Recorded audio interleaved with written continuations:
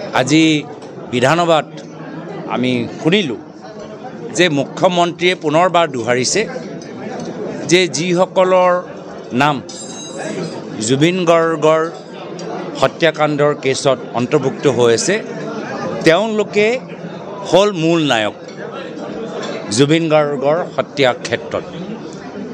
কিন্তু আমাৰ মনত সন্দেহ, আমাৰ মনত এতিয়াও প্ৰশ্ন যে যিসকল নাম আছে ঠিকেই, কিন্তু এইসকলৰ লগত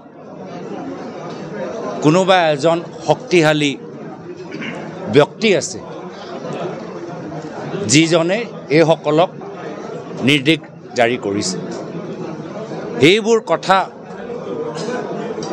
আগন্তুক দিনত ওলাব নে নোলায়, SITত ওলাব নে নোলায়, আমি অলপ দিনৰ কাৰণে ৰৈ থাকিম। কিন্তু মুখ্যমন্ত্ৰীয়ে মোৰ মতে সম্পূৰ্ণ কথা আজি ফাদিল কৰা নাই।